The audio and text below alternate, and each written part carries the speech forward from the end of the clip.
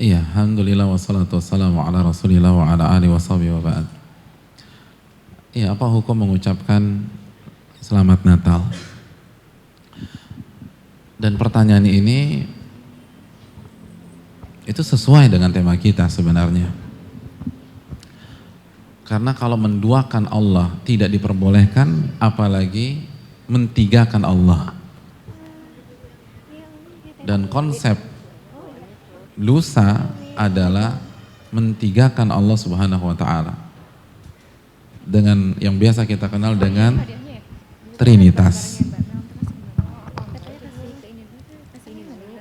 Tapi mungkin bukan itu pembahasan kita. Tapi boleh nggak kita ucapkan selamat Natal? Dan kita tahu Natal bahasa Portugal kalau nggak salah ya. Artinya kelahiran.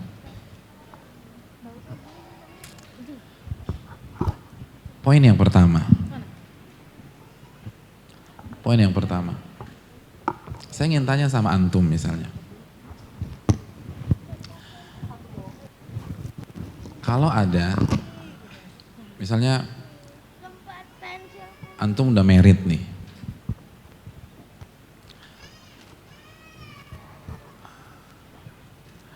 Antum nikah tanggal 1 Juli. Lalu ada yang kasih selamat tanggal 25 Desember. Happy anniversary ya. Maksudnya apa nih? Iya, anniversary pernikahan antum. Kira-kira antum terima atau antum klarifikasi? Dia kasih selamat 25 Desember nih, gitu loh. Padahal kita meritnya tanggal berapa? Tanggal 1, kita akan mengatakan, mohon maaf Mbak atau Pak, saya nikah tanggal 1 Juli, bukan tanggal 25 Desember, kan gitu ya. Benar gak sih? Kita lahir tanggal 1 Maret, terus ada yang kasih selamat tanggal 25 Desember. Kira-kira kita bilang terima kasih atau kita katakan, salah 1 Maret, belum gitu kan ya? Iya gak sih? Ya. Dan kita tidak sedang membahas hukum ulang tahun pada saat ini. Tapi saya ingin memberikan analogi sederhana. Nah sekarang sebelum kita mengucapkan selamat, poin yang pertama harus kita pastikan, benar nggak Nabi Isa itu lahir tanggal 25 Desember? Kan semua logikanya begitu, orang akan bantah, mohon maaf saya ulang tahunnya bukan tanggal sekian. Ini keliru. Nah antum mau ucapkan kasih selamat nih, pastikan dulu Nabi Isa lahirnya atau Yesus itu lahirnya tanggal 25 Desember. Ada dalil? Coba tanya sama mereka. Kalau punya teman coba tanya, ada nggak satu ayat dalam Injil atau apa aja lah dalam Injil yang mengatakan bahwa Nabi Isa lahir tanggal 25 Desember? Gak ada. Dan terjadi khilaf di antara mereka. Makanya sebagian atau dalam beberapa riwayat mereka, sebelum mereka rayakan tanggal 25, mereka rayakan tanggal berapa? Tanggal 6 Januari. Dan ada masih sebagian kelompok mereka itu tetap merayakan pada tanggal 6 Januari. Karena nggak ada satupun dalil yang mengatakan bahwa Nabi Isa atau Yesus lahir tanggal 25 Desember. Dan beberapa ayat dalam kitab mereka itu mendukung bahwa beliau tidak lahir pada tanggal sedemikian. Misalnya dalam Lukas ya ayat ke 1-8 dengan, saya bukan pakar dalam yang ini tapi hanya baca-baca saja dan bisa di-cross-check kepada para pakar bahwa di Lukas ayat 8 bahwa ketika Nabi Isa lahir atau Yesus lahir, maka pengembala sedang menjaga kambing-kambing gembalaannya. Dan itu nggak mungkin di musim dingin, itu di musim panas. Karena nggak ada hewan gembalaan yang keluar di malam hari di musim dingin, mati semuanya. Dan ini lebih cocok kalau kita buka versi Al-Quran. Masih ingat surat Maryam? Saya ingin tanya, kapan Nabi Isa lahir versi Al-Quranul Karim? Ketika apa? Ketika kurma berbuah. Dan kurma berbuah di musim apa? Musim panas, sepanas-panasnya. Allah berfirman dalam surat Maryam ayat 25, wa huzzi ilaiki bijid'in nakhlati tusaqit 'alaiki rataban janiyya. Ketika itu Maryam kehausan dan kelaparan, lalu dia berteduh atau beliau berteduh di bawah pohon korma, lalu Allah perintahkan wahuzzi, itu goyang-goyangin akar pohon kurma. Tusakit alaiki rotoban, maka rutop kurma muda segar. Kalau antum ke Saudi, antum misalnya ke Riyadh atau ke beberapa kota Saudi, pada hari ini cari rutop nggak akan ada, nggak ada. Atau nyari di tempat lain lah, yang lagi winter season nggak akan ada. Karena rutop hanya ada di puncak musim panas. Jadi ini dulu yang perlu ditetapkan, bener nggak nih gitu loh. Kan nggak enak kasih selamat ternyata salah. Itu poin yang pertama. Poin yang kedua, hadirin yang dirahmati oleh Allah Subhanahu wa taala.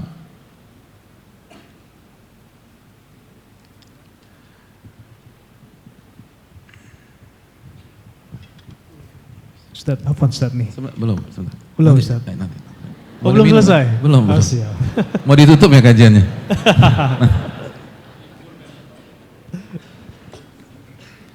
Iya, itu poin yang pertama. Poin yang kedua. Anggap saja benar beliau lahir tanggal 25. Dan tadi kita jelaskan, ini bertentangan dengan akidah yang dijelaskan oleh Allah dalam surat Maryam ayat 25. Jadi dari tanggalannya ini udah gak sesuai dengan keyakinan kita. Karena kita meyakini apa yang dikatakan Al-Quran itu benar apa keliru? Benar. Dzalikal kitabu la raiba fihi hudal lil muttaqin. Apa yang ada di kitab ini gak ada keraguan sama sekali. Dan Allah katakan ketika kurma berbuah, walaupun Allah tidak sebut tanggal. Itu poin yang pertama. Poin yang kedua, hadirin yang dirahmati oleh Allah Subhanahu wa taala, bahwa sekali lagi konsep kita dan mereka dalam memahami Nabi Isa itu berbeda. Berbeda. Mereka meyakini dengan konsep Trinitas, sedangkan kita Qul huwallahu ahad, Allahus samad, lam yalid walam yulad, tidak melahirkan dan tidak dilahirkan. Walam yakul lahu kufuwan ahad. Dan tidak ada yang serupa dengan Allah. Maka ini yang perlu kita camkan. Kita meyakini bahwa hal tersebut atau perayaan nanti sebuah kesyirikan. Karena membuat Allah menjadi tiga menjadi satu. Bagaimana mungkin orang yang meyakini lam yalid walam yulad bisa nyaman dengan mengucapkan hal tersebut. Itu poin yang kedua. Poin yang ketiga, hadirin yang dirahmati oleh Allah Subhanahu wa taala, toleransi dalam Islam itu harga mati, jelas. Allah berfirman dalam surat Al-Mumtahanah ayat 8, la yanhakumullah anil la yanhakumullahu anil ladzina lam yuqatilukum fid din wa lam yukhrijukum min diyarikum an tabarruhum wa tuqsitu ilaihim innallaha yuhibbul muqsitin. Allah tidak pernah melarang kalian berbuat baik kepada orang-orang kafir yang tidak memerangi kalian dan tidak mengusir kalian. Allah nggak pernah melarang kalian berbuat baik, berbuat baik. Allah dukung. Jadi kalau ada orang Nasrani, orang Buddha, orang Hindu dan seterusnya, dia nggak ganggu, nggak boleh kita jahilin, nggak boleh kita zalimi, kita harus berbuat baik. Dan Allah sangat sayang dan cinta kepada orang-orang yang suka berbuat baik. Ini jelas. Toleransi adalah harga mati. Namun sebagaimana ibadah-ibadah yang lain atau peraturan-peraturan yang lain ada batasnya, toleransi juga ada batasnya. Sholat ada batasnya nggak? Ada, maka toleransi ada batasnya. Besok ada orang yang mau sholat zuhur 7 rakaat, kira-kira boleh nggak? Nggak boleh mas, karena batas sholat zuhur, karena sholat zuhur itu ada batasnya 4 rakaat, nggak boleh jadi 7. Sholat aja ada batasnya, masa toleransi secara mutlak? Kan nggak mungkin. Ini poin. Poin yang ketiga, hadirin yang dirahmati oleh Allah. Saya terus terang agak bingung, dan kalau misalnya ada yang dapat data lebih, mohon saya dikasih masukan dan saya dikoreksi. Ada sebagian pihak atau saudara-saudara kita, semoga Allah SWT memberikan hidayah kepada kita semua, itu mengatakan masalah ini khilaf para ulama. Lalu membawakan beberapa tokoh kontemporer tentang masalah ini, bolehnya mengucapkan selamat Natal. Jadi ada sebagian pihak, semoga Allah memberikan hidayah kepada kita dan kepada mereka, dan memberikan petunjuk bagi yang keliru dalam masalah ini, mungkin kita atau mereka, menukilkan satu dua tokoh di era kontemporer yang membolehkan, dan mereka minoritas, cuma satu atau dua atau tiga minoritas, lalu mengatakan ini masalah khilaf, dan masalah khilaf harus toleransi. Masalah khilaf harus toleransi. Hadirin yang dirahmati oleh Allah Subhanahu wa taala. Perlu kita camkan, bicara masalah khilaf bicara tentang ilmu usul fikih. Dan ada kaidah dalam ilmu usul fikih, laisa kullu khilafin ja'a mu'tabara illa khilafun lahu hadzun minan nadhari. Tidak setiap khilaf itu ditoleransi. Tidak setiap khilaf itu dianggap. Khilaf itu perbedaan ya. Tidak setiap khilaf itu toleransi atau perbedaan. Toleransi atau dianggap. Hanya khilaf yang punya data yang kuat. Dan ini konsep bisa dicek dalam kitab Ar-Risalah, Imam Syafi'i, bukan saya, Imam Syafi'i dalam kitab Risalah mengatakan perbedaan itu ada dua. Ada yang harus disikapi dengan tegas, ada yang dibuka ranah toleransi. Dan ini konsep kita di dunia, di kehidupan. Dalam kehidupan kita sudah terima tuh bahwa tidak setiap perbedaan itu disikapi dengan tegas, tapi tidak setiap perbedaan toleransi. Benar gak sih? Antum dalam hidup antum, di keluarga, di kantor, konsepnya begitu gak? Saya akan berikan analogi sederhana. Apabila ada keluarga nih, ada satu keluarga makan malam di restoran Padang. Makan malam di restoran Padang. Lalu sang ayah pesan kepala kakap. Si ibu pesan rendang. Lalu si anak pesan tunjang. Terus ayahnya marah. Papa gak terima. Ini perpecahan di antara kita. Harusnya kalau papa kepala ikan kakap, semua kepala ikan kakap dong. Ini perbedaan, ini gak boleh. Kira-kira apa kata anaknya? Ya papa lebay, ini kan begitu. Ini toleransi pak. Papa sukanya kepala ikan kakap, saya sukanya tunjang. Ini perbedaan yang harus ditoleransikan, kan gitu ya. Tapi kan gak setiap perbedaan seperti ini. Contoh, ada seorang suami yang istrinya selingkuh. Dan selingkuhannya vulgar. Pas pulang abis kencan ngedate di mana, dianterin ke rumah sambil dipeluk, terus cipika-cipiki sebelum tuh istri masuk rumah. Kira-kira suaminya marah nggak? Ngelihat istrinya digituin, suaminya marah nggak? Marah. Suaminya bilang, mama itu nggak boleh, bertakwalah kepada Allah, ini haram. Papa, itu kan menurut papa, menurut mama boleh. Marilah kita saling menghormati. Sesama umat Islam toleransi. Kira-kira benar gak sih? Kan enggak. Hadirin, kaedah dalam agama kita itu kaedah kehidupan. Makanya sebagaimana dalam kasus di atas demikian, dalam dunia fikih, dalam dunia akidah pun juga demikian. Dan ilmu ini teori dalam ilmu usul fikih. Bisa dicek dalam kitab Ar-Risalah Imam Syafi'i. Lalu Ibnu Abdul Bar juga mengatakan dalam Jami' Bainal Ilmi wa Fadli. Lalu dijelaskan Ibnul Qayyim dalam I'lamul Muwaqqi'in dan para ulama-ulama yang lain. Nah, sekarang apakah benar ini masalah perbedaan? Apalagi yang dibawa perkataan sebagian tokoh kontemporer. Hadirin, harusnya kan masalah ini simpel ya. Saya ingin tanya, mengucapkan selamat Natal ini masalah kontemporer atau masalah klasik? Sekali lagi saya tanya, mengucapkan selamat Natal, dan ini inti dari jawaban saya. Kalau tadi pembukaan, ini intinya. Masalah mengucapkan selamat Natal, ini masalah kontemporer atau masalah klasik? Saya ingin tanya, kapan pertama kali Natal itu diselenggarakan? Nanti antum cek ya. Ada khilaf. Ada yang bilang 336 Masehi dan seterusnya. Tapi secara umum sepakat tanggal 4 abad 4 Masehi. 300-an lah, 300-an Masehi. Mereka menyelenggarakan peringatan Natal. Saya ingin tanya, Nabi kita lahir di tahun berapa Masehi?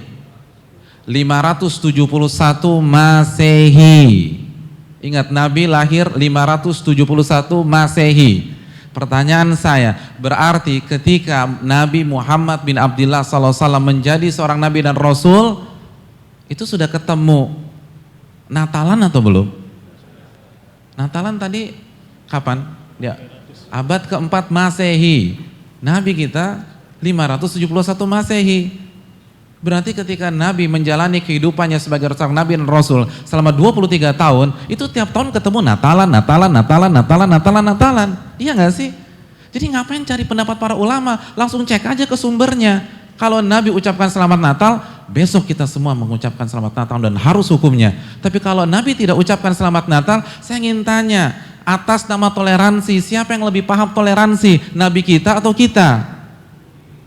Simpel aja. Kenapa dipersulit sih sampai buka-buka buku-buku? Ini kan bukan masalah kontemporer. Kalau masalah kontemporer memang ribet, tapi ini masa klasik. Ini udah ada pada zaman Nabi SAW. Jadi langsung aja cek ke sumbernya. Kan Allah katakan, laqad kana lakum fi Rasulillah uswatun hasanah, telah ada dalam diri Rasul suri tauladan yang baik untuk kalian. Langsung cek ke nabinya. Fa inna astaqal hadits kitabullah wa khairul hadi hadyun Nabi Muhammad sallallahu alaihi wasallam. Nabi mengatakan sebenar-benar ucapan adalah firman Allah, dan sebaik-baik petunjuk, dan salah satunya petunjuk dalam masalah toleransi adalah petunjuk Nabi sallallahu alaihi wasallam.